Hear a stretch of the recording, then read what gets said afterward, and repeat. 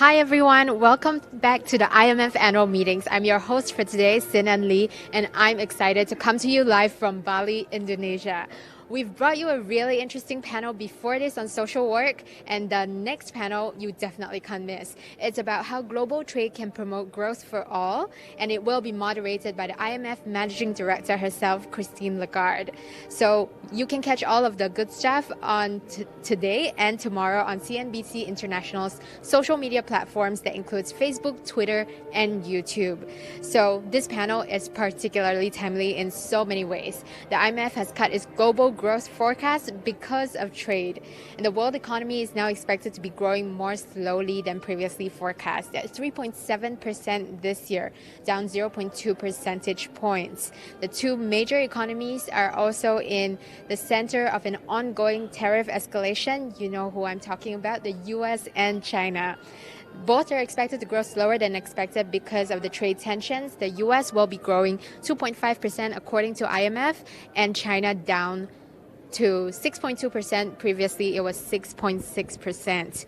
So without further ado, let me go on to introduce the panelists for today. It's a stellar panel, and we're very excited to hear from them. First up, the moderator, Christine Lagarde, really needs no introduction, but I'll read a quote that she talked when she was talking about trade in an event recently. She says, "History shows us that while it is tempting to sail alone, countries must resist the siren call of self-sufficiency, because as the Greek legends tell us, that leads to shipwreck."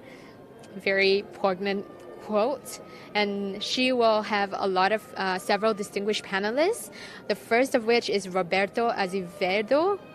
Sorry if I butchered it. He is the Director General of the World Trade Organization, and he's been in the position since 2013. He was formerly held several important ministerial positions in Brazil and headed Brazil's dispute settlement unit. He'll no doubt be using those skills at the WTO, and he's talked about how there are no winners in a scenario of a trade war. He will be joined by the Danish Permanent Secretary of Denmark's Ministry of Foreign Affairs.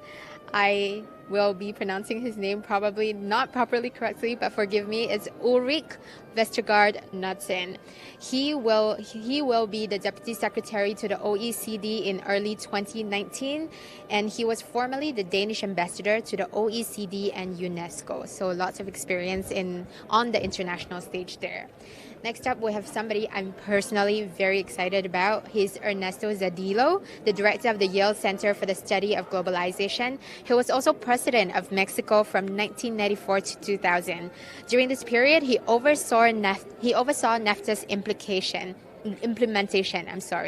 He's also credited with a very interesting term.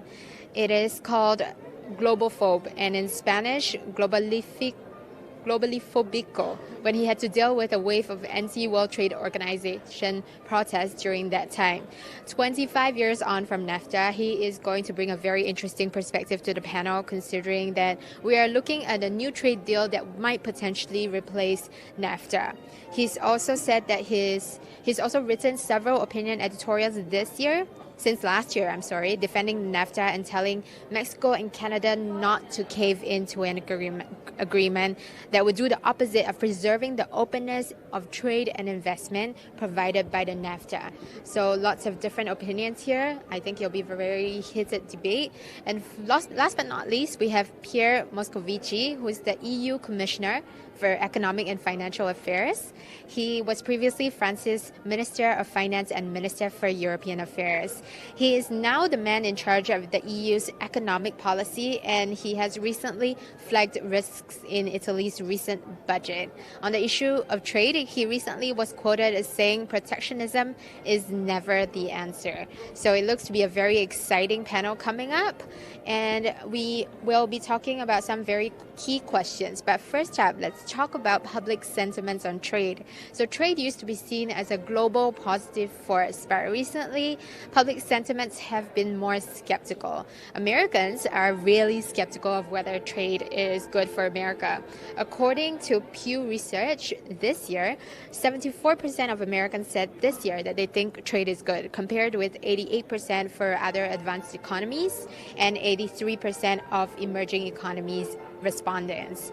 So Americans were the most skeptical of whether trade creates jobs. Only 36% of those surveyed who are American agreed that trade creates jobs, although that is actually much higher than in 2014, when only 20% agreed that it generates employment.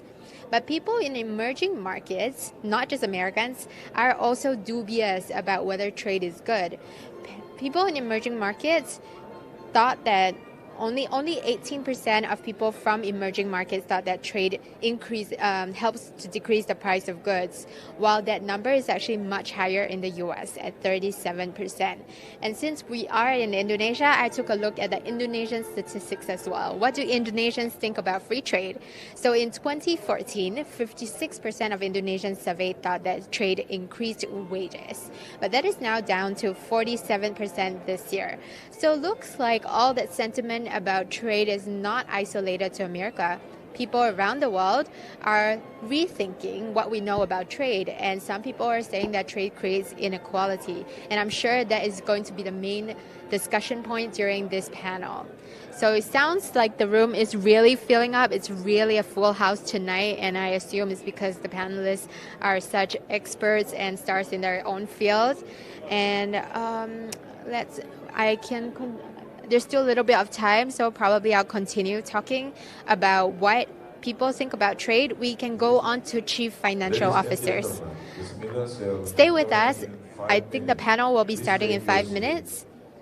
So I think we still have a little bit of time to go through what we can be expecting to cover during this panel. I think one question that's really come up recently is whether trade increases inequality. And the data on that is actually mixed. There's data that proves that it increases wages, but there's also data that proves that trade decreases wages.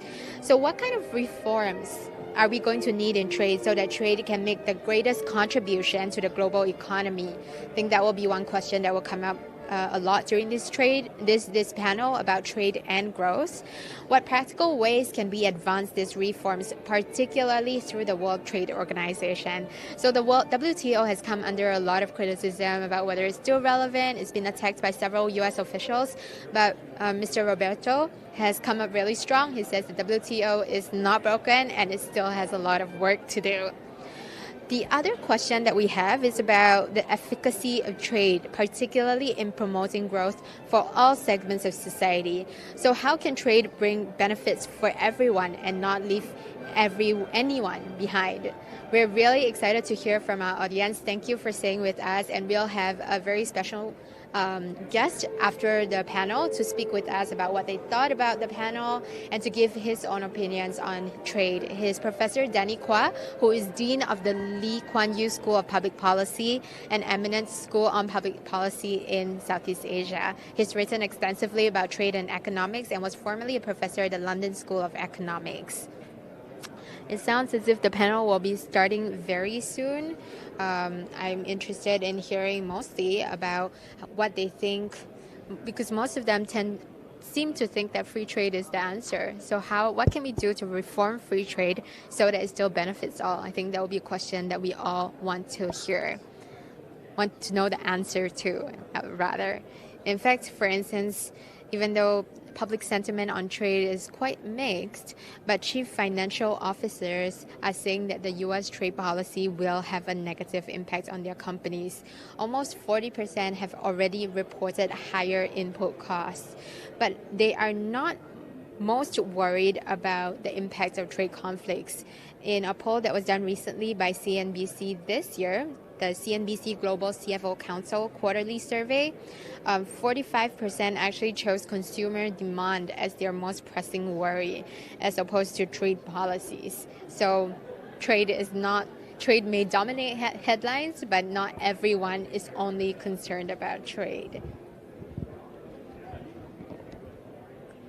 So here at the IMF, we've been seeing a lot of people who are in policy making, in financial regulation, and some of the discussions have been incredibly very, very deep and very broad at the same time. We just had a panel on social protection, and it covered all kinds of topics from universal basic income to the difference between taxes and benefits, and whether fiscal policies really do improve the quality of life, especially for the most vulnerable in our societies. And then there was a little bit of a debate about whether there are trade-offs when you try to create good jobs and when you try to create as many jobs as possible. But here at this particular panel on trade, there will definitely be the same implications being discussed. Can we have free trade and growth for all at the same time? That is probably the question that everyone wants to hear the answer to, so that we can all, I guess, move towards having more free trade, or basically discuss better reforms, better multilateral organizations, and more bilateral and possibly more trade agreements to come. So one of the issues that U.S. President Donald Trump often talks about is the trade deficit. So the United States is the largest importer of goods in the world in 2016, whereas China is the largest exporter of goods. For both exports and imports, the EU occupies second place. So what is the deal with trade deficits? Are they good or are they not so good? So the verdict is not out on that yet. Some people think that when there are trade deficits, it means that other countries are not playing fair. For instance, they devalue their currency, or they are basically subsidizing some of their exports. But others imply that when there's a trade deficit, it's bad because it means that the country is living beyond its means and accumulating too much debt. It can be an issue particularly for small countries because it means that a lot of their assets are being controlled by foreigners. But this is still an area which economists can't agree on, whether trade deficits are good or bad. But whether they're good or bad, I think we can be sure that the U.S. is looking to tackle that. I can see some of the panelists coming on stage, which means that the panel will be starting very, very shortly. So please enjoy the panel, stay with us, tell us your comments, and give us your questions. See you later.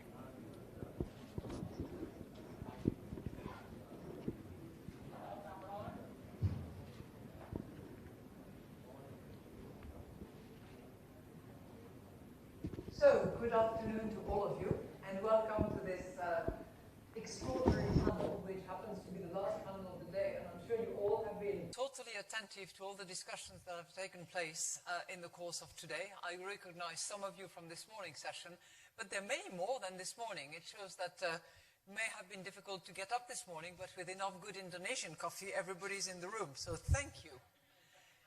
And this afternoon, we will discuss with the eminent members of this panel their respective region or country's interest in trade and in a strengthened system. Areas where they think that trade reforms could make the biggest difference to the global economy, and maybe explore some practical ways as to how the system can be reformed to be more efficient and to continue to deliver benefits.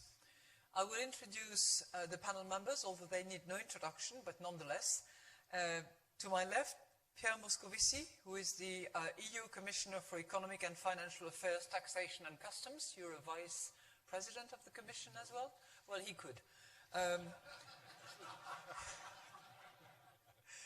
Roberto Azevedo, who is the Director General of the WTO, who spoke eloquently this morning about the necessity to reinvent and generate new ideas, which I'm sure you've been playing with the whole day. Ernesto Zedillo, who is former President of Mexico and who is currently the Director of the Yale Center for the Study of Globalization. And finally, Ulrik Vestergaard Knudsen. I hope I can call you Ulrik, thank you, who is currently the Permanent Secretary of State of Denmark's Ministry of Foreign Affairs, but he will also assume shortly the role of Deputy Secretary General to the OECD in early 2019. I'm going to ask you questions in your current capacity. If you feel that you have to step out of that particular capacity, you just have to say, I'm putting my other hat on. Used to that. That's good. That's very good. So I'm going to actually ask a few first questions. And for the time that is left to us, and I don't have the clock in front of me, so I have no idea about time, which is very comfortable. Can you see it?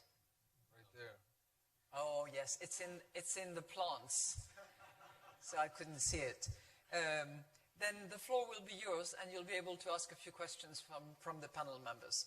So I'm going to start by just acknowledging that over the last few decades where we have been involved in policy making, certainly the trade system and the trade rules have been more open, more transparent, hopefully more efficient as well. And I would like to start with you, Ernesto, if I may, because you've been studying and you've been practicing this, and Mexico is clearly a country which has had the benefit of trade. Can you just identify for us the benefits of trade, what it has meant, and whether it is legitimate at the moment to just argue against trade? Well, let me start by mentioning that not too long ago, the Mexican economy was extremely close. Mexico was a paradigm in Latin America and in the world of the lost decade of the 1980s. Our economy was a mess on the fiscal front, but also because for many other reasons, including the inefficiencies stemming from being a closed economy, our economy not only was stagnant or low growth, but the Mexican economy was shrinking. There was a moment in which, fortunately, there was the opportunity to make a big push for reform. That's when you were elected. No, before my time. It was really in the late second half of the 80s.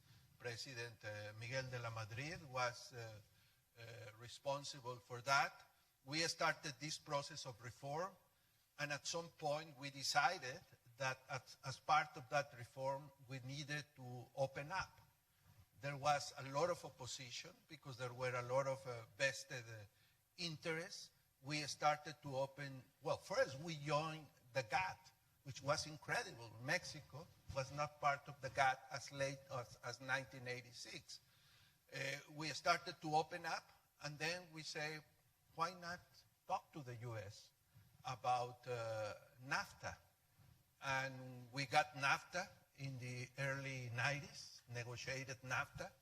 It has been around now for some years. Unfortunately, now we have NAFTA minus. Not that bad, and I can talk about that later in the session, but it's evident that thanks to NAFTA, significant regions and sectors of the Mexican economy have moved forward immensely. We still have the problem of duality, which means that we have a modern sector of the economy and a very traditional sector of the economy that has not been part of that modernization drive. Some people like to point that as a failure of NAFTA, but that's a terrible mistake. The fact that we still have significant pockets, regional and population pockets, that are not part of that modern economy has nothing to do with NAFTA. It's about domestic policy. We haven't done what is needed to incorporate those regions and sectors into the opportunities provided by NAFTA. So I think Mexico is really a paradigm of what you can achieve once you decide that you can open up, and you can open up to the most powerful economy in the world. And actually, if you do that, then you can do anything else. And we did it, and it's not been the tragedy that many people fear for many reasons, among other personal or corporate interests. And I think it has been a great opportunity for the three partners. Ulrich, your economy, Denmark, is a very open economy, if only by virtue of its size and, in a way, limited resources. Tell us what the impact of trade has been in terms of development in your country and in the region, because between the Nordic countries there is massive exchange as well. And we'll come to Europe with you, Pierre, if I may.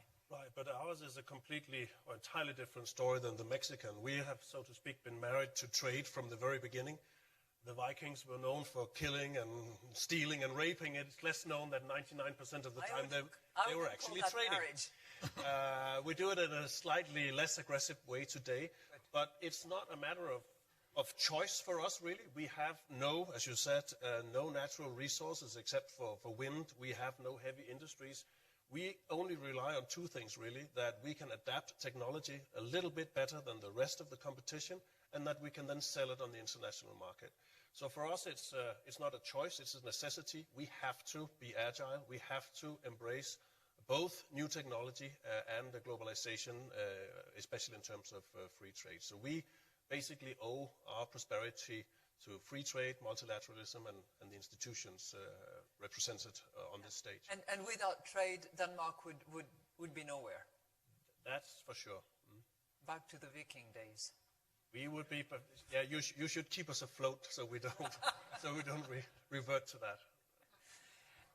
And that applies also to other countries who are your neighbors and who, for some, have huge natural resources. I'm thinking of Norway, for instance, but with which you trade enormously.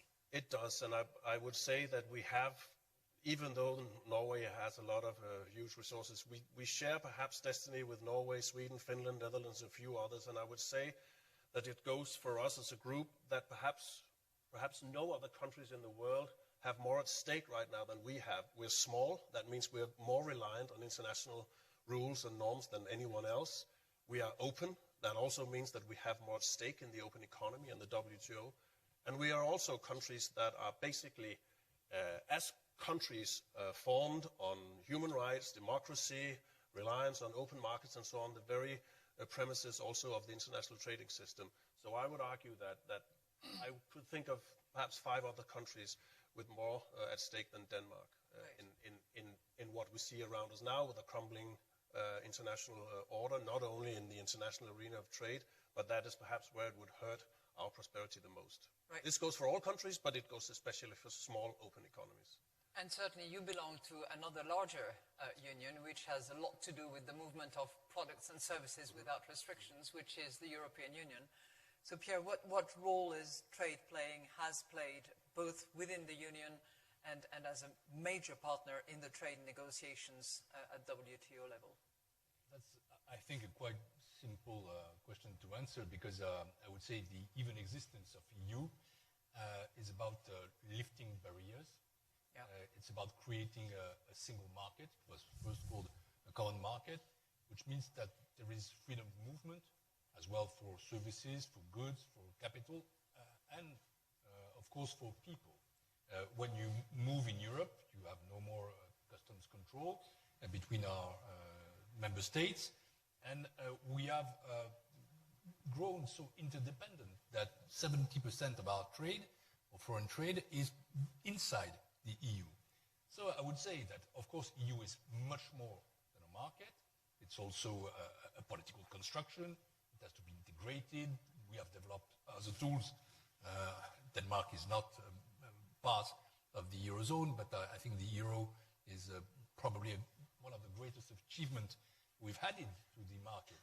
But well, we are the living example of countries who historically have fought each other, have been divided, and that have been united by a market, which is, in a way, a political construction as such. And so this is why we are in favor of free trade, not any free trade. We need controls, we can have improvements of the negotiations, we can improve even the institutions. But I saw, Christine, that you asked for a de-escalation. Trade wars are stupid. Trade wars are not something easy to win. Trade wars are very difficult to fight, and they impoverish everybody. They are a major risk to the world growth, and this is why we cannot accept that protectionism is an issue. We must stick to the multilateral order. Of course, we need to fix it. We need to have it moving in a better way, and I know that Roberto is certainly ready for that. But WTO is the legitimate place where we must solve our disputes and where we must improve our trade framework. And so this is clearly the position of the EU. We've made proposal for reform of WTO. We'll have the occasion to discuss that, but certainly we are about market economy. We're about freedom. We're about open society. Open society and open economies, as you said, Ulrike, move along together. And we must not give food for populists with protectionism. They're called the Denmark principles, aren't they? Absolutely. Yeah.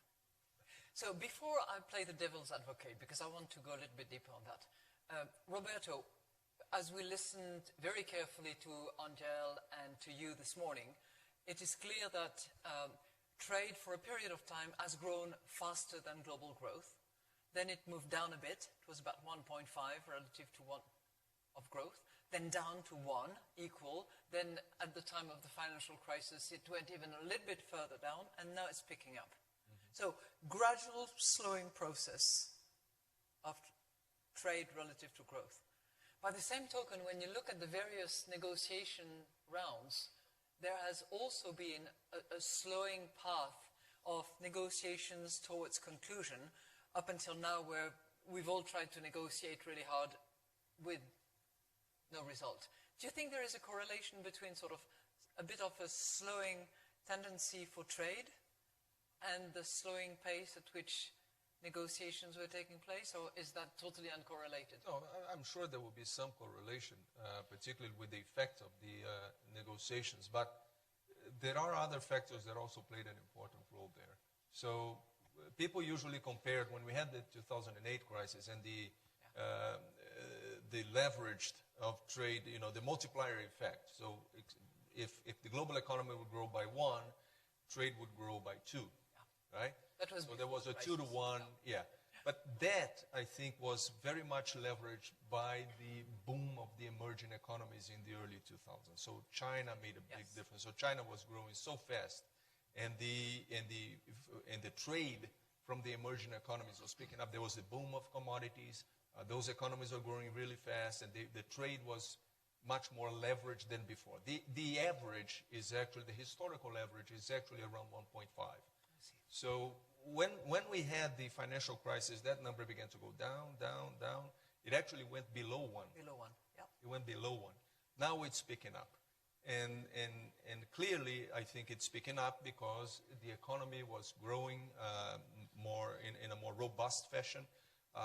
In fact, which is something that is annoying, is the fact that it was doing so well until we began to have these trade tensions and these trade restrictive measures put in place, and we're beginning to revise the numbers down.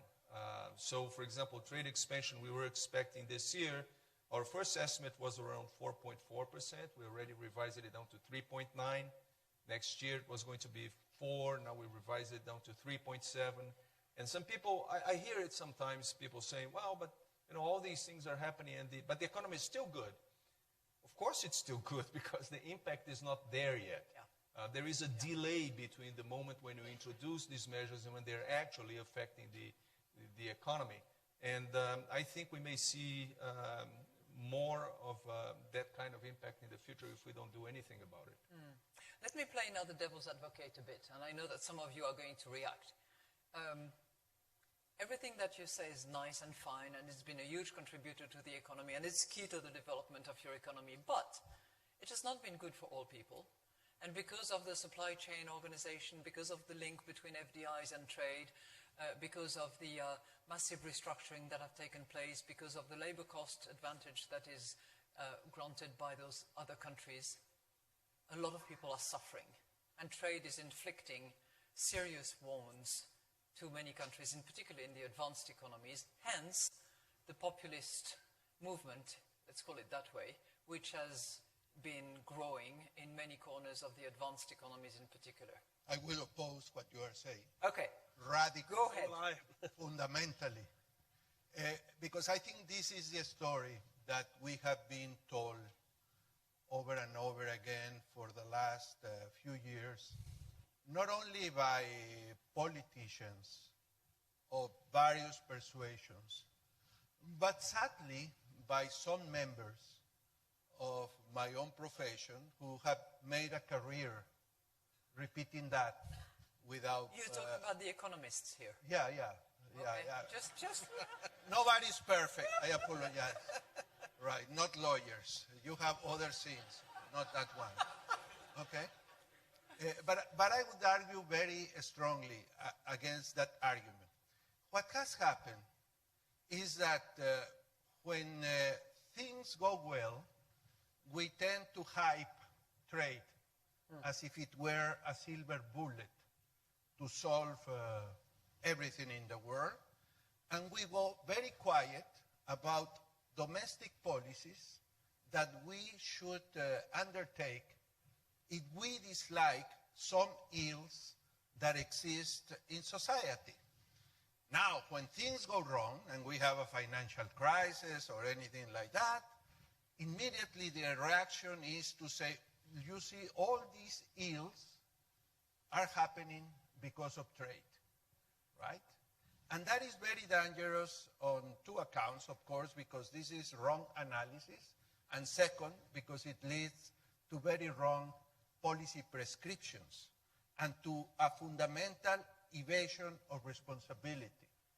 I think most of the things that we dislike, and I dislike poverty, I dislike poor income distribution, I dislike inequities, I dislike the fact that in the US the median wage was stagnant for half a century. Well, all of that has very little to do with trade, and is actually the consequence of a political choice taken by that society and that political system. You know, they have done a lot of things, tax reforms, highly redistributive policies. They fight every day because they hate universal health coverage. They have a highly segmented educational system. They have an educational system for people like us, for the elite, but very poor educational system for the rest of the population. And we could make the list of factors that have influence on the conditions, and I'm just talking about the US, that we dislike. I think we all understand. And then suddenly says, you know, all of this has to do with trade, or even with technology, which is even terrible. This is going back to the 17th century. Let's reject the scientific revolution. Let's reject the Enlightenment, you know. And nobody wants to look himself or herself in the mirror. So in the past, we have taken very explicit political choices to make our societies unequal, to have poor people, and to leave people on the fringes, abandoned by the modern trends in the economy. So in essence, Ernesto, what you're saying is stop blaming trade for all the ills and evils. Whatever little blame, and we economists have known that since 1937, when Stolper Samuelson wrote his famous article, trade does have income distribution consequences. And we economists know that you have to do some compensation. But that's a very minor part of the ills that we dislike happening in the world. And I think it's a terrible political mistake that many people, including the IMF, sort of have gone into the defensive, you know, and you produce these extraordinary papers, which I love and read and assign to my students, but the bottom line is that there is a sort of guilty complex. Instead of saying, you know, we need to think hard of what needs to be done to improve those things that we don't like. I gave you my example before, when we had to, or we wanted to fix the extreme poverty problem in Mexico, rather than say, oh, how do I close the border to make those people's condition better? No, you have a problem, which is poverty, extreme poverty in rural sector, so you design an instrument exactly to attack that problem. Yeah. Ernesto. Poor income distribution, you redistribute income by taxing through the rich and giving in an intelligent way to the poorer people. I would argue, though, because you tempted me to argue, that the IMF is also currently actually recommending that there be more openness, more trade, and that trade be actually much more prevalent in the service area in particular, where there are much too high barriers. And we suggest some specific domestic policies to address those issues that you've mentioned. So, anyway, Pierre and then Ulrich. I should have started, Christine, by first thanking you for this initiative to have those meetings here, and the Indonesian authorities for organizing them so well. Why do I say that? Because it's far away from Europe, and so I had a very long flight. And during that flight, I read, or I finished to read, Mr. Woodward's book on Donald Trump. And it pictures a lot of discussions on trade between, I would say, the globalist approach, Gary Cohn, and the protectionist approach, Peter Navarro and others. And I think it clearly demonstrates that protectionism is not a solution, and that those who lose through protectionist measures are precisely those to whom you try to sell that protectionism is a solution. Workers of the automobile industry, blue-collar workers, poor people are those who were victims in the past of those measures. And there are those who will be victim again of measures taken of the same kind. And so I agree with Ernesto. We need to address the real issues. And I would just mention two of them. The first one is about trade. There are changes in trade. You mentioned some figures of the diminishment of trade to GDP. Yeah. It was 1.5 times higher than GDP growth. Yeah. And now we've seen a slowdown. It was even 2, as Roberto said. It's sort of, Why? I think we need to take into account, and that is also something that needs to be taken into account by WTO, the new economy, the fact that we are more and more into a services economy, the fact that we are having a digital economy, and that the imports in that economy are different and maybe lesser, that there are movements between emerging economies. We need absolutely to address the issue of overcapacities in China. Nobody can say that this is not a problem. This has to be dealt with. And so we need to change also our approach to trade and to adapt multilateralism to this New Deal on economy. And certainly this is a point on which we must reflect, and also we must reflect on the fact that there can be no good trade deal today which does not include environmental, health issues, culture issues, agriculture issue, and without a democratic control. There is certainly a will by the people there that needs to be heard. That's the first thing. And the second is that, as you said, Ernesto, the question of inequalities has to be addressed in our societies through our own domestic. And when I mean domestic, I speak about the EU. Region. I'm not only speaking about a country. I was finance minister in my country, just like you, and before me. But we are French, but we know that the solution is at least European, it's not worldwide. But we need to address the question of inequalities, and that's probably where we did not succeed during the crisis, and I think that's a point on which we must insist. But certainly, it cannot be through protectionism. It cannot be against trade. We need a better trade, not less trade. We need a reformed multilateralism, not the dismantlement of multilateralism, and we need a fight against inequalities which come from our own capacity and our own will. Ulrich, you wanted to just picking up on your question, I think it is more important right now in history than ever before that we do not create a false dilemma between being, on the one hand, proponent of free trade, and then also mindful that the gains from free trade are more evenly distributed. I think perhaps for a couple of decades we have taken it for granted, at least in the elite and among economists. I'm an economist myself, that as long as we, abided to free trade, everything was in order.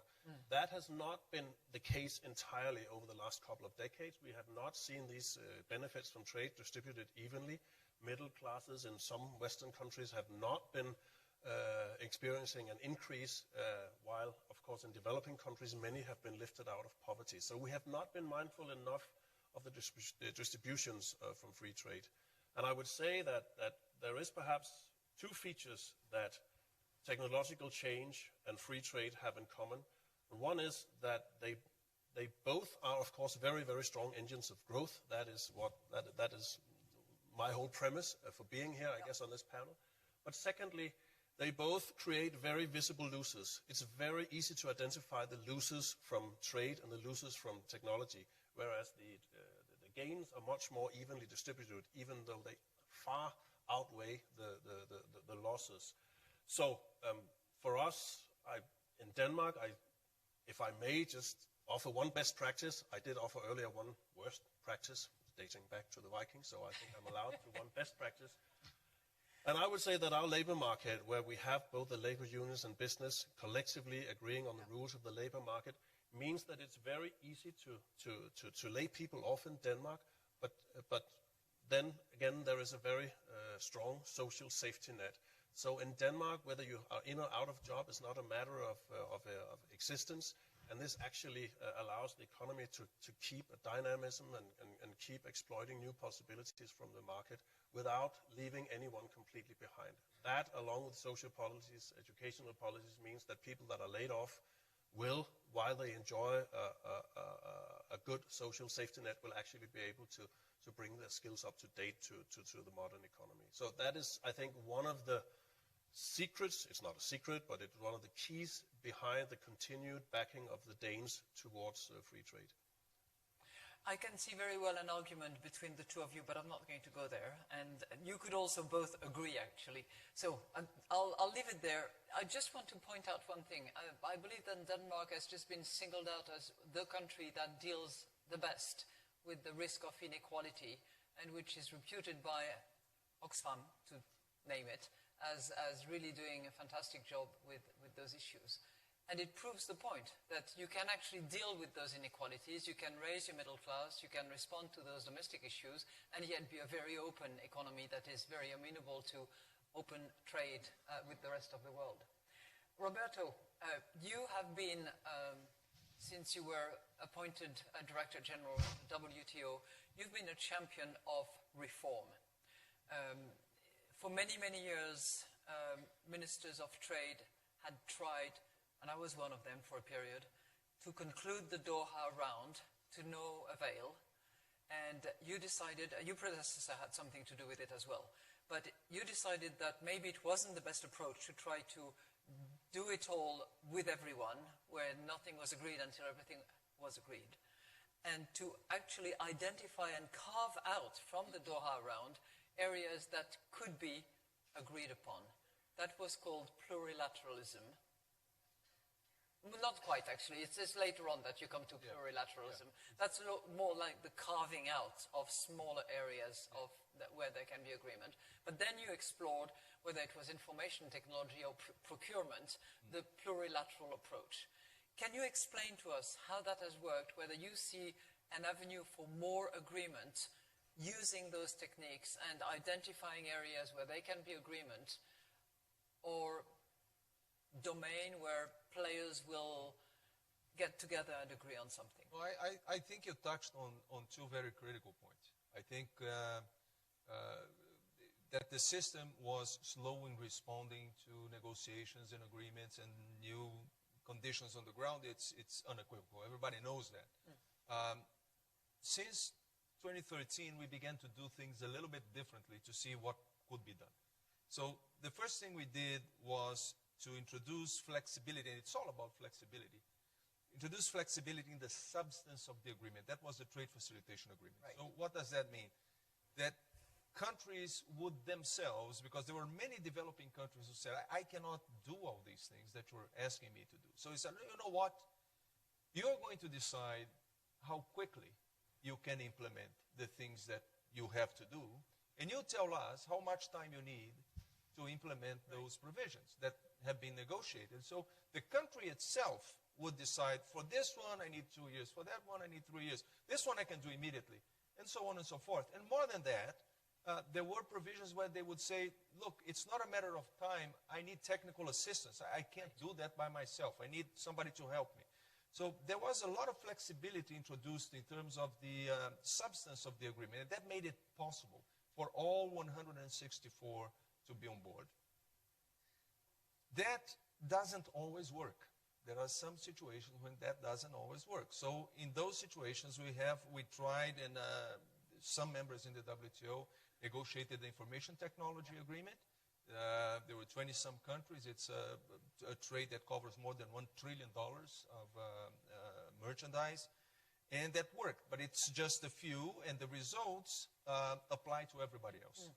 So it's on a most favored nation basis. So it's agreed between the 23 and whatever they apply to each other MFA. applies to everybody else. Right. So it's on most favored nation basis. Yeah. That's one possibility. The other possibility is that it applies only to the signatories. But that is trickier because it requires everybody else to agree to that in some situations. Now people are thinking about creative ways of doing plurilaterals that may be hybrids, that have parts of one, parts of the other. All of this effort is trying to ensure that the system can evolve and respond in a way that people can live with. There are very significant and different views that are contrasting with each other. So this is not yet a firm path and a smooth path. There will be a lot of attrition between members, but this is something that is being explored. And like you said, it holds potential to make the system more responsive. In the second generation, the one that you said can be restricted to the signatories, does it require the unanimous agreement of all members, or can one member just step in the way and stop the mechanism? Can we think the one that applies only to the signatories, there's controversy here. So we have an annex, Annex 4, where you list the agreements, and those agreements apply only to those signatories. That requires multilateral consensus. Yeah. Now, some members are saying, I require consensus or agreement on the part of the others if I am somehow reducing their rights, if I am discriminating against them. If I am not, if I am just undertaking additional commitments, I don't have to ask anybody's permission to undertake additional commitments. Right. That's a different conversation. And arguably, that wouldn't even have to go in Annex 4. That can be something that applies to the signatories, but because they wanted to go further. And in between these two, there are 100 different shades of gray. So I would say this is a conversation that still has some way to go among the WTO members. Can any of you think of areas? We had free trade facilitation, we had information technology, we have procurement. Any other areas where you think that that sort of segmented agreement could also be beneficial? Maybe you? Well, they already in Buenos Aires initiated the members themselves at least 4 areas. One was electronic commerce. The other was facilitation of investments, work to help small and medium enterprises, and empowerment of women. So those 4 areas are already being discussed, not necessarily negotiated, but discussed to see what can be done. But these are just 4. There can be more. If we read the headlines, papers around the world, I'm sure that you will identify a whole bunch of other areas where WTO members, big ones, are saying we need to work on this, this, this, and that. Okay. I remember my days as trade minister, and I always remember that, for instance, India or a few other emerging market economies would be in the way and say, no, not happy with that, don't want this, don't want that. You mean Brazil? Not this one.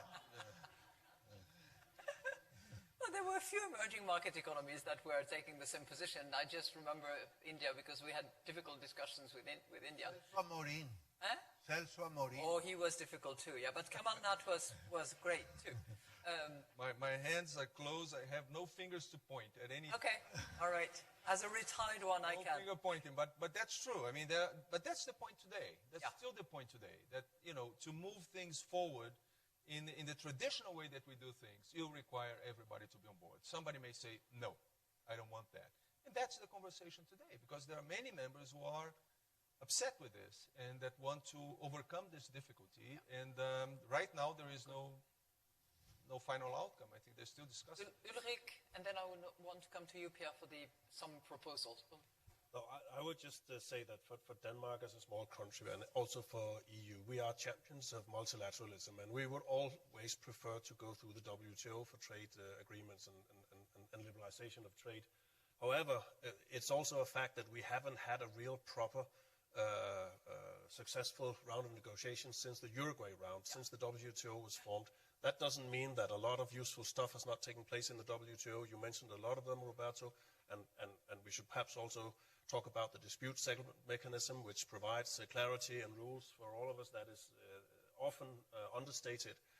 But after 25 years, if we are not able to produce multilateral agreements in the new areas that really matter, on e-commerce, on digital trade, but also trade in services, where we are in many ways where we were in trade in goods perhaps 50 years ago, we need to pursue plurilateral agreements. We need to pursue regional agreements, not as the best option, but as the second best option. And that has also increasingly become the European position over the last, I would say, half decade or full decade, Pierre. Do you want to bounce from that? Yes, and also on what Roberto said about flexibility.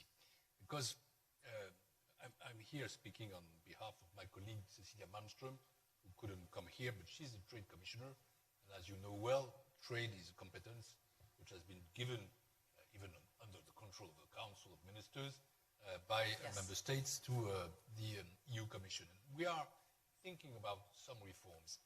And to think about reforms, we need to see where the problems are.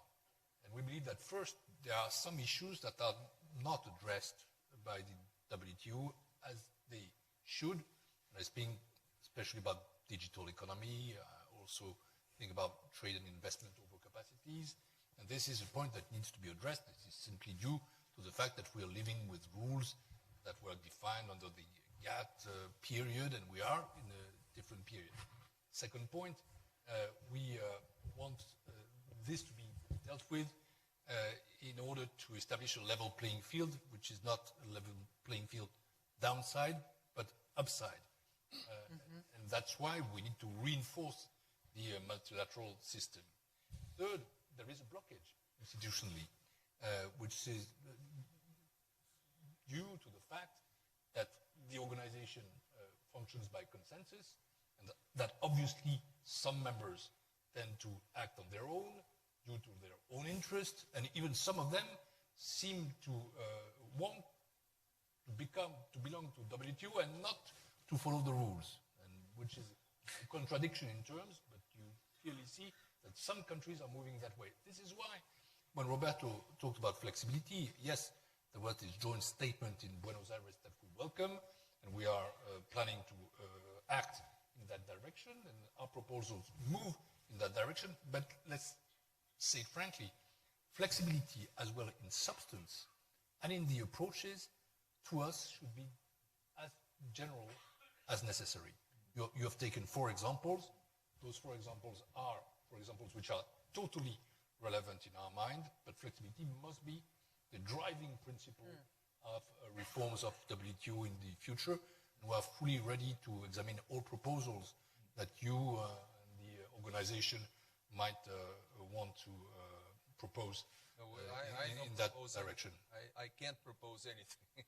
But, examine. But if I could, just to be fair, I mentioned all those areas, but it's also true that in some areas we have been working for a long time, like in agriculture. So right now, some people are saying we need to talk about industrial subsidies.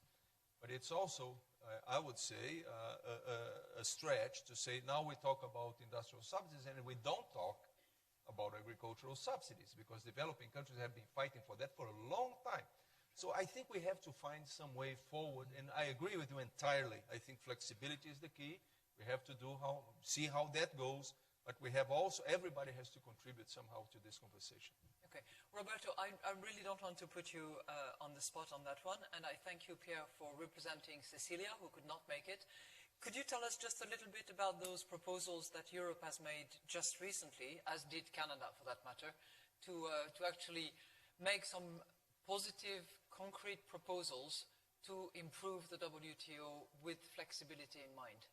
No, basically, it's about what I said before. I would just add one thing. It's about a fresh approach to the issue of special and differential treatment for developing countries. We think that rather than exclusion of the rules, we should focus on transitional periods, on commitments contingent, on capacity building, and even on linking the stringency of disciplines with the level of development of the WTO members which are concerned. And at the same time, we have to find the right balance and give flexibilities to those WTO members who really need them to pursue their development objective. That is a very specific area on which we have made concrete proposals. But again, if I would just have two messages, the first one is, let's not kill the baby. Multilateralism is the essence. Reform of the multilateral institutions are key. We must strengthen WTO. We must adapt it to the economy of today, but we must certainly not damage the system or enter into any kind of trade wars. It's time for de-escalation. And the second message, and all our proposals are based on it, is flexibility, flexibility, flexibility, flexibility.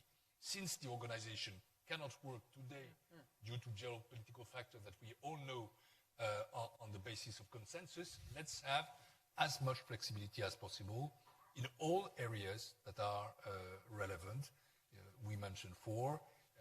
Again, the joint statement is certainly a basis for us, but we want flexibility as well on substance and on approaches and also on decision-making process. These are the basis of our proposal. So in particular, the rule of unanimity should be revisited. The path towards development should But it's not be written. accommodated. I mean, this is a big confusion. Can I just finish? It's Ernesto, not just for a second. Just for a second, and I'll give you the floor in a second. Yeah, it's not written.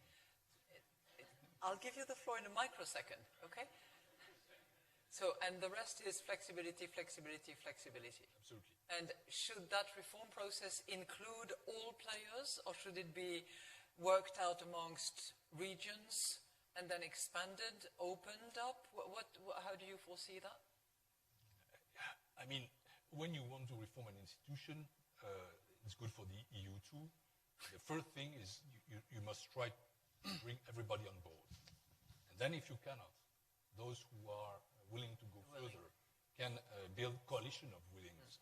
That's the way I think we should proceed. But we should not start by dividing the process and by having purely regional or interregional approaches.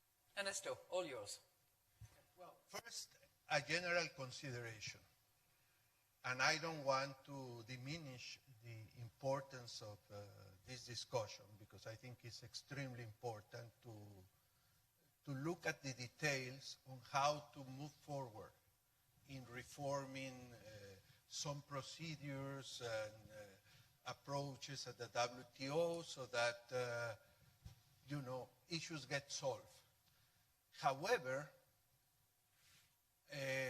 there's a much bigger issue, which is an existential issue for the WTO that I think we should discuss very explicitly. There is a country which was really, in a way, the architect of the multilateral trading system in more than one respects, that has at least semi-explicitly expressed openly its animosity against the WTO. And it's expressing that animosity on very practical terms. On the one hand, it has been blocking the appointment of the members of the appellate body. I think Director General will tell us at this pace when the appellate body will stop working for having enough judges. And the U.S. is blocking the appointment of those. And when that happens, I think one of the fundamental aspects of the WTO will become useless. And I think that's an existential problem for the WTO. So that's number one. Number two, we have started a trade war of incredible proportions. The U.S. have been imposing arbitrarily tariffs on China without a due process which could be provided by the WTO. If there are complaints against China, those should be investigated and brought as cases before the WTO, and yet the United States, using spurious arguments, has started this trade war, not only against China, but against other traditional trade partners of the United States, arguing that for national security reasons, the European Union, tariffs on aluminum and steel, Canada, aluminum and steel, Mexico, and this is totally unwarranted by the law. And of course, we know that it will take a few years, if ever, before the WTO decides that this is illegal. So I think it is very nice to discuss all these steps that can be taken, either going by the figure of clubs, which is basically the plurilaterals, or do we insist on the single undertaking? There is no lack of ideas. I think the IMF itself has produced a very nice catalog. There are a number of papers out there. There's a group of economists that we have been working. Our chair is Bernard Hochman, where we have a number of ideas how to go about it. But frankly, the discussion looks frivolous in view of what is already in front of us. And the question is whether the WTO has the capacity to react to this behavior by the United States. Ernesto, you might be very right, but in the meantime, as you say, it takes a few years for different things to happen. And in the meantime, we need to continue operating according to a particular framework, because we can shout as much as we want from the top of the roof. It's not going to change particular issues. So in the meantime, we need to look at our system and see how we can improve it, how we can fix it rather than break it.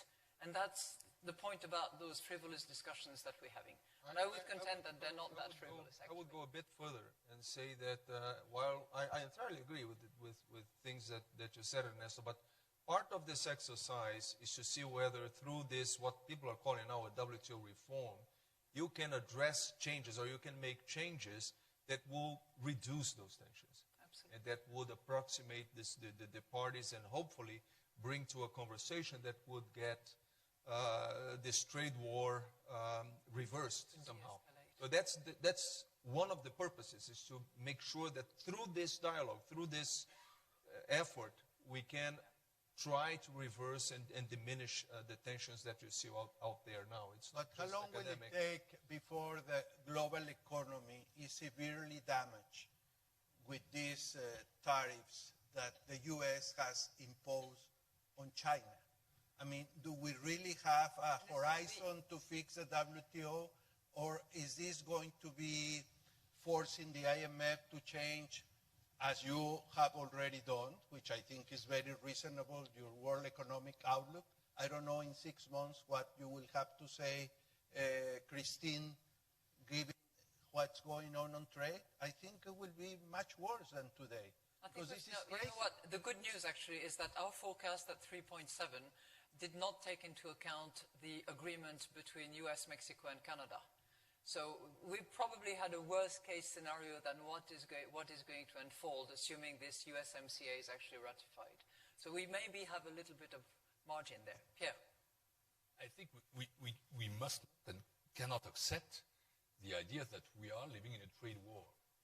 We have some problems, huge problems, caused by the attitude, unilateral attitude of one partner, which is totally legitimate.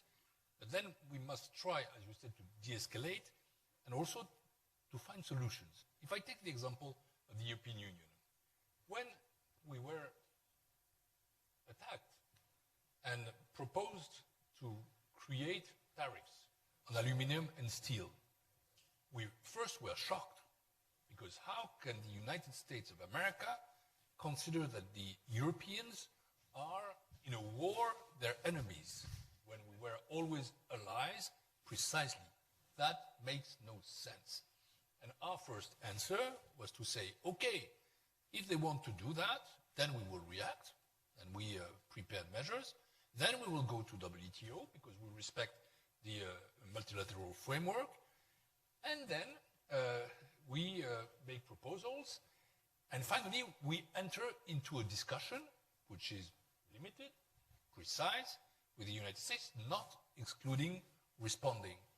I think this is the correct answer. As you said, to de-escalate is try to be firm, but at the same time to be available for dialogue. It's about fixing the system, and we need to do that.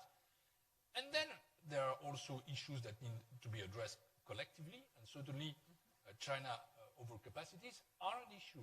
Nobody cannot deny that, but not through unilateral measures, but also through discussions that are multilateral. We spoke about WTO, but there are other instances to which we belong. I think about G20. We will meet tomorrow and we will have the discussion. I think about G7. I think also about bilateral talks.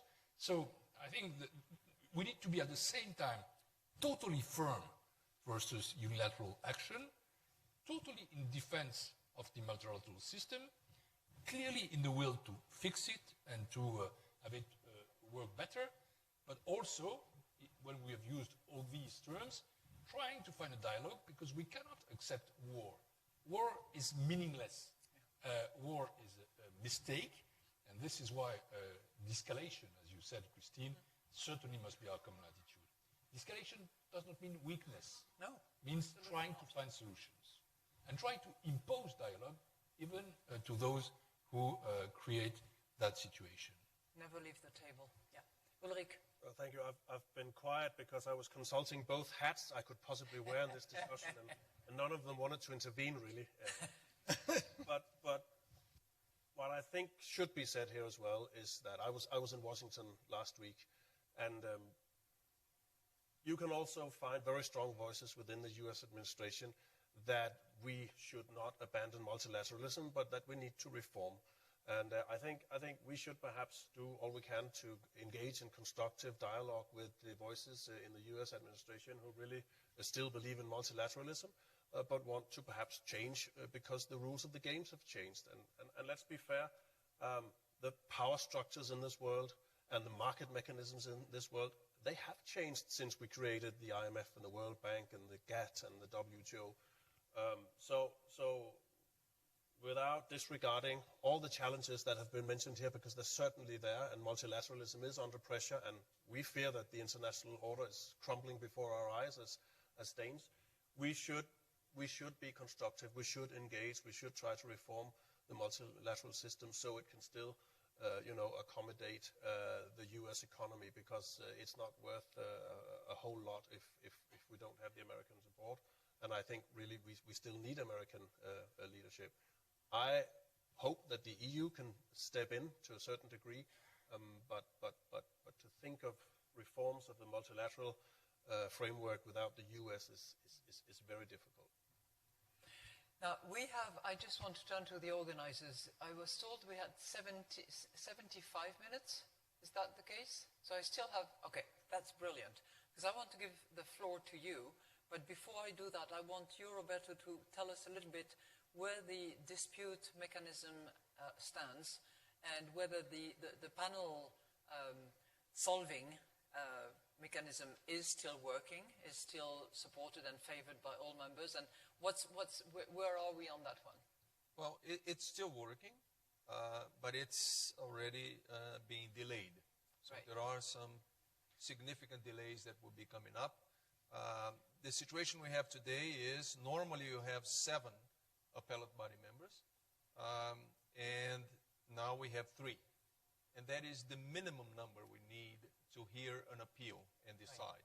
So by the end of next year, another one may be leaving, will be leaving, and if things continue the way they are, he will not be replaced.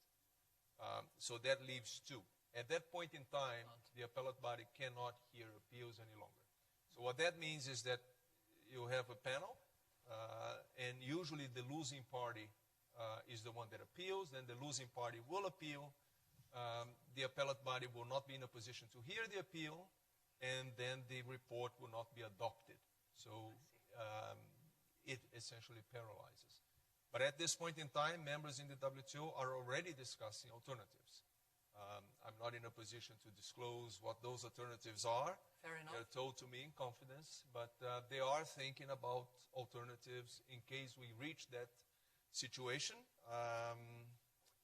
But it's a fundamental blow, I think, to the organization if we let that happen. Because it was a fundamental force of the organization. Absolutely, that's the point. I mean, some members would say, what's the point of negotiating rules if I have no means of enforcement? Sure. If there's nobody to say whether somebody's violating the rules or not, so what's the point of doing this to begin with? But there are many steps to get there, and we're working with them. But at this point in time, I have to say, I don't have, I cannot tell members that I see a light at the end of the tunnel. I just don't. Do you see a little glimpse of a light? Not yet. It's Not pretty yet. dark. No dancing on this stage. But people are thinking. So it's not that, WTO members are crossing their arms and waiting to see what happens. No, they are actively thinking about options. They're looking at different scenarios, even the worst case scenario, which is the one that I just described. Yeah. Okay. I'm going to turn the floor over to you. Anyone who has a burning question, please be recognized. So I see a hand back there, and I know there are 2 microphones in the room. So second row here to my right. Microphone, please, right here. Gentlemen, can you stand up and be... Are you a gentleman? Yes, you're wearing a hat. I could only see your hand. So bring the microphone here. Second row. Thank you so much. Come on, come on, come on. Thank you. Introduce yourself, please, and ask your question. Helmer Price, Alliance News. My question is about Africa. I'm based in South Africa, and we haven't had any discussion about the continent that is actually being proactive in terms of expanding. And I want to ask, in terms of IMF, World Bank, WTO, what's the progress in terms of one-stop border posts? There has been a lot of progress since Shirunda was first started way back in 2007. And how are you addressing informal cross-border trade? Because the stats aren't there. Do you have estimates? Are you building capacity amongst the member states in Africa?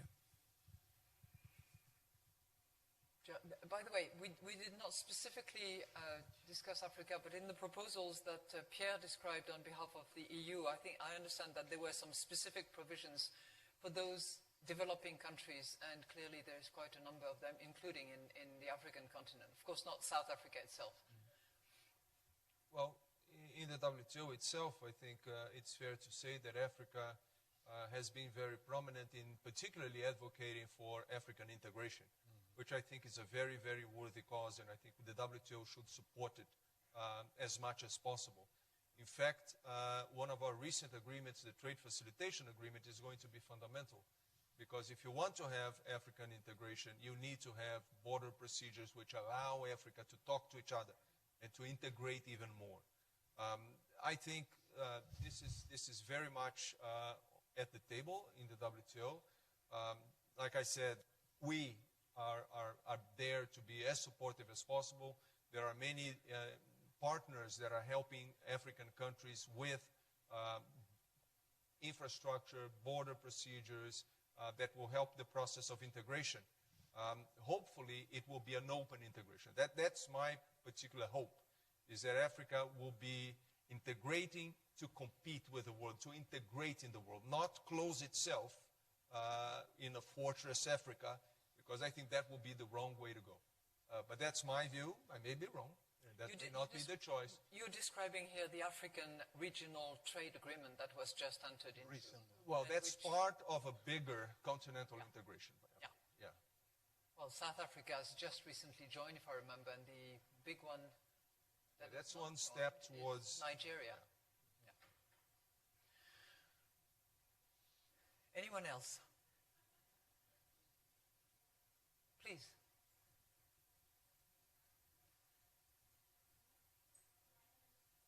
Wait, the microphone is not working for you. Somebody else is... Yeah. There you are. Okay, thank you very much. My name is Cindy. I'm from Indonesia. It's coalitions. There is an interesting issue, or because you mentioned about the trade flexibilities in the WTO that the developing country can use. But the other thing that we know that currently there is a free trade agreement, and we know that there is also a trade plus. So my concern is about that when there is a trade plus proposals, there is always an impact to the access to the medicines, especially as life-saving medicines. And I want to know what is the WTO position about this, and how to ensure that the use of trade flexibilities can really use in this global trade. Yeah. Thank you very much. With a particular focus on developing countries and emerging markets. So TRIPS? Well, first of all, we had the TRIPS amendment ratified. So that means that in the particular situation of countries who, for example, issue a compulsory license but do not have the ability to produce the medicine themselves, they can outsource that from other countries without infringing intellectual property rights. TRIPS is a very complex agreement. I dealt with it quite a bit.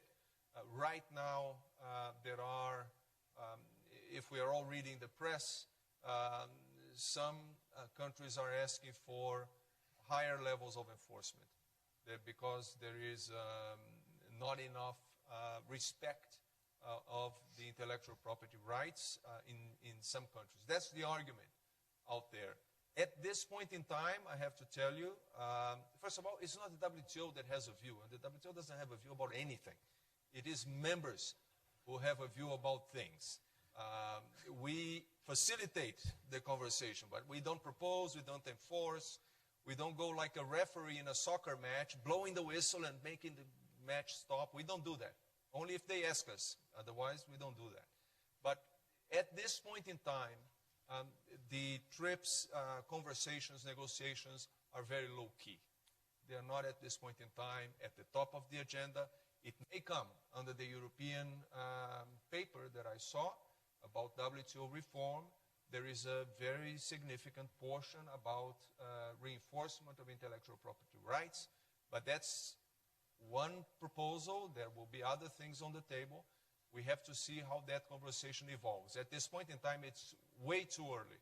I don't think that has even been discussed with other WTO members. So it's the view of a few delegations. We have to see how that conversation will evolve. It's very early still. Okay, I think I have time for one more question. So here, one of the two there on the right. Yes? Yes? You're the lucky one. Okay, thank you for the opportunity. My name is Rico. I'm a student.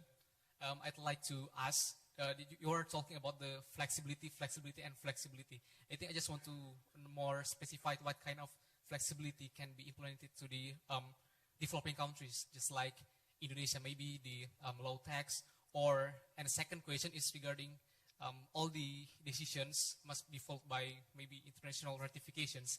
Can the WTO can more simplify that bureaucracy to easy make developing countries together easy access to that? Thank you. WTO definition of flexible bureaucracy. You don't have views. Yeah. That's okay. If I understood correctly, you're asking about flexibility for accessions as well, right? Is that right? I think it's more general. Yeah. Speaking about flexibility of policies. Okay. We were talking about flexibilities in terms of negotiations, how to make progress in the negotiations, and the way to do that was to be flexible in the way we do things, either with the substance of the agreement or with the way that you negotiate, whether you have all WTO members or some of the WTO members, and then you would have flexible geometries or flexible substances to make progress. You're talking about flexibility to countries to implement provisions, and developing countries in particular. Yeah. Every time we negotiate, there are flexibilities that are there for developing countries. Right now, there is one very contentious issue, which is some countries are saying that some developing countries are not really developing countries. They have already developed. And therefore, they should not be entitled to the same degree of flexibility that others do have. So this conversation is beginning to pick pace. It is, as you can imagine, it's very, very contentious, very, very polemic. And I think we have to be very creative here, because if we begin a conversation trying to reclassify each WTO member in one category or another, we're never going to have an agreement. So I think we have to find, again, creative and flexible ways of allowing those who can contribute more to contribute more, and those who are not in a position to contribute so much to have more flexibility in doing that. That's exactly what I was describing that we achieved with the Trade Facilitation Agreement. So in that agreement, for example, the big emerging economies, they didn't require any, they unilaterally, spontaneously said, I don't need more time to implement, I will implement immediately. And that is what allowed the agreement to take place, because otherwise, if they hadn't done that, many developed countries would have said, then it's a no deal for me. If you're not on board from the beginning, it's a no deal for me. But other countries who needed time because of their development level to implement the provisions, they said, I need more time, and they were granted that time. So again, I think this is a conversation that deserves flexibility. But I would say... I think I'm going to give 30 seconds to each of you. So you start, Ernesto. Yeah, on this point, because I frequently hear this conversation that the WTO, the IMF, the World Bank limit countries' flexibility to do things. And I can give you a very specific example about Indonesia, in which evidently the IMF or the WTO has nothing to do with something that must be done in Indonesia, which is very important for the development and the health of Indonesia. And that has to do with tobacco consumption, right? Indonesia is not part of the WHO agreement to campaign and to tax tobacco. And it is not part because there are both national and international companies that have had an unduly influence on government policies, right? And I would say that has nothing to do with the multilateral organizations. In fact, the WHO is very frustrated that Indonesia has not subscribed to that international understanding. And yet you have a very serious health problem. But this is a matter of domestic policy. It is up to Indonesians to tell their government, we have to change this because this is good for our health. That's domestic policy. It has nothing to do with international organizations. Ulrich, 30 seconds. Thank you. My final words would be that we live now in times of really unprecedented unpredictability, at least in my lifetime. And we are playing with fire when we are talking about reforming our institutions. We should really value our institutions. We should cherish them. We should also reform them to make them useful to all the players. And that would be my message. And the title of this day has been How Global Trade Can Promote Growth for All. And I would say that my country, or the example, the best practice from Denmark, is that not only can global trade promote growth for all, it has promoted and it continues to promote growth for all citizens in Denmark. Thank you very much. Roberto? Oh, you've spoken already enough? I spoke a lot, but I think, first of all, first and last of all, let's have an informed conversation. Blaming trade, blaming the immigrant is easy for the politician because that is the timing of the elections. This is something they can work with in 3 or 4 years. You know, introducing trade barriers or migration policies, that's quick to do. Fixing the problems, really, those take time. And you're not going to tell the voter that you're going to deliver something in 5, 10, or 15 years because that's what it will require. It will require more education. It will require the skill of the workforce. It will require a bunch of fundamental policies that will take time to be in place. But it is up to the civil society to ask for those reforms and to fight for those reforms because they are the ones that are going to fix it. It's not blocking trade and blocking other easy-to-do things that is going to solve and fix the situation we're in. Pierre? The debate on trade, obviously, is now very political, and it's linked to the issue of populism, and I would say the same for migration. The problem is that those difficulties are raised by the legacies of the crisis. And I would say the same for multilateralism and for Europe. In Europe, some say that Europe is the problem. I say that Europe is a solution. Some say that multilateralism is a problem. Multilateralism is a solution. But to convince from that, we need to have a better Europe and a better multilateralism. So I think that we must be offensive and we must reform those systems. We must do that with a lot of strength. Because if we don't, then the populists will lead the war and they risk to win it. So we must really upgrade our ambitions on as well regional integration, and that's good for Africa, that's good for EU, and also on multilateralism as such. So that's, I think, the purpose of this debate. And to paraphrase Ernesto, recognize the problems for what they are and not attribute them to trade, and deal with the problems with the right instruments both at home and internationally. Big round of applause for this extraordinary panel.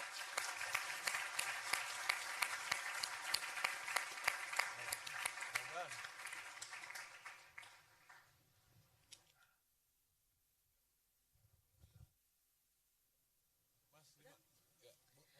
Ladies and gentlemen, please remain seated while the delegations departs the auditorium. Thank you.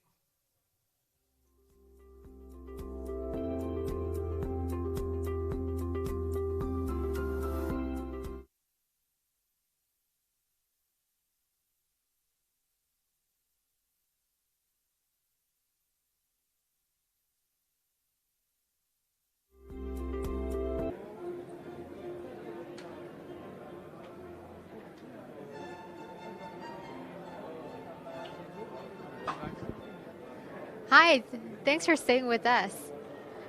I hope you enjoyed the panel as much as I did.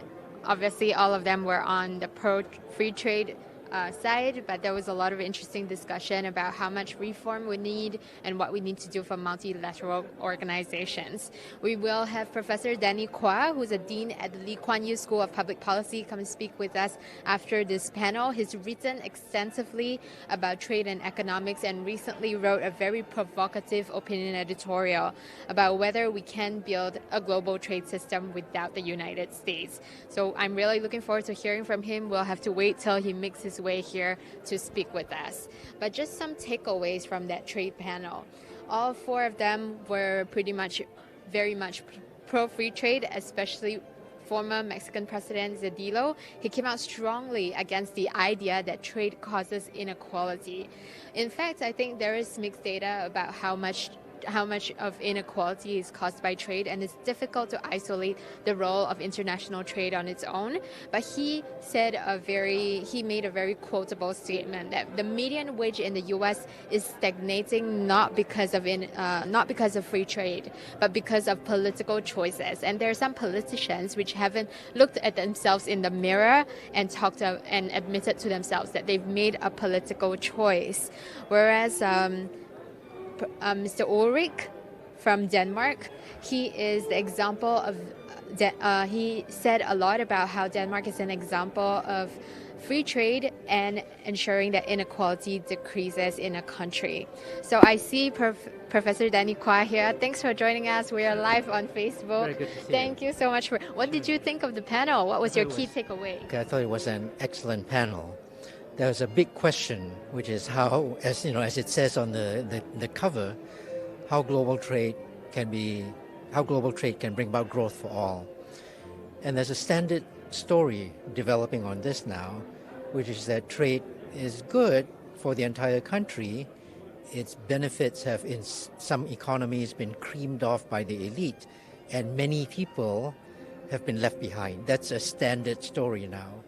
So a big part of this discussion here was to try and get around that. So there were a number of different interesting ideas proposed here.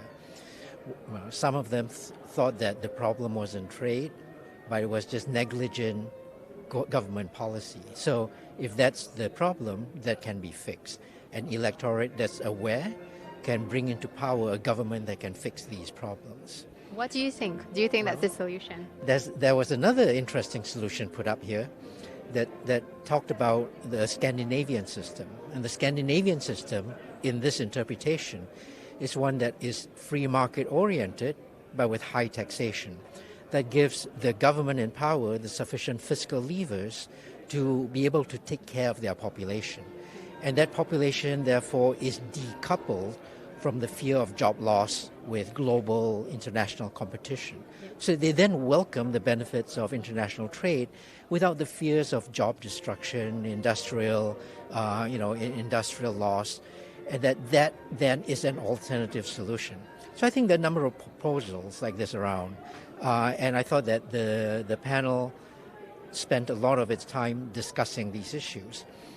Another part of the takeaway I came from this panel discussion with was that there are a lot of complications in the WTO, the organization that's supposed to look after our global trade. Exactly. And parts of it are moribund, parts of it are not working very well because of certain interested parties refusing to accommodate the changes that are needed. From earlier today, there's also a view by some developing countries still that it remains too much exclusive, that their voice is not sufficiently heard. So I think there's dissatisfaction about the organization from many different sides. So these two different things, something very institutional about the WTO, and then some really interesting ideas about how we fix the problems of exclusion, income inequality, polarization. At the same time, we have continuing trade. One challenge that I think no one has an answer to is the issue of migration. Right. None of the Scandinavian state experiments that we talked about there that provided interesting solutions in terms of job creation, taking care of the workers, not worrying about losing the jobs, all of that worked, but none of them at this point have very positive solutions, very progressive solutions on the problem of migration. That remains a big challenge throughout the world. Okay, but let me pull it back to trade, because since you talked about the WTO, we had a question from the audience about whether the WTO can stop the trade war. What do you think? Okay, at this point, the WTO is struggling to try and come up with with the kind of controls that they could put in place that could mitigate something like the trade war. America obviously has decided to go its own way. I think that some of the moves that America has made actually undermine the institution. They're not just walking away from the institution so that they can undertake their trade war against China. They're actually taking steps to undermine the institution itself. So can the WTO fix all this? I suspect not. Right now, America is too big and important a player. It can still call the shots in a number of different directions, and it will go off and do that. And it's quite interesting, the emergence of an American strategy on this. Some of the time, I think it has to do with trade against China. Some of the time, I think it's simply geopolitical. It's got an issue with the rise of China, and it's going to fix that issue. Right now, I think the WTO is playing in a different football pitch altogether. It's not really in the trade war space. Right, exactly. And you wrote a very interesting opinion editorial about America's role in global trade. Is it as powerful as we think? Can we imagine a multilateral trade order that isolates America? What do you think? I think there's some parts of the world that it's really difficult to imagine that for now. I think the NAFTA economies, Mexico, Canada, and those affiliated with them, still rely on trade with America to a huge extent. I mean, if Mexico and China and America stop trading, that would cut out almost half of Mexico's economy. So that's really difficult to imagine. In the rest of the world, I mean, these are tricky numbers to work with, but as a ballpark estimate, many economies in the world now do trade with America that's on the order of 5% of their GDP or less. It's painful to have that taken away if America decides to go all autarkic on the rest of the world. But with careful management, we can live with that. So I think it is possible, and we might have to. But whether or not it is possible now, I think we do need to consider that possibility simply as insurance for ourselves, because America right now is on a journey that will potentially take it away from the rest of the world. So right now it all looks very gloomy for trade. If you could say one thing that we can be optimistic about the entire trade climate, what would that be? I think a lot of people in the world still see the benefits to trade. They realize that their governments have a role in helping guide that trade in a good, positive direction. One good principle they should have is they should think about trade in terms of the production side of trade. Their policy should be to protect the worker, not the job. Then let the diversity and the variety of goods and services flow into the country that their people can get to enjoy. I think a lot of people still believe in that story, so I'm optimistic. Great. Thank you so much, Professor Kwa, and thank you so much for staying with us. Please stay tuned tomorrow. We have the big panel IMF meeting.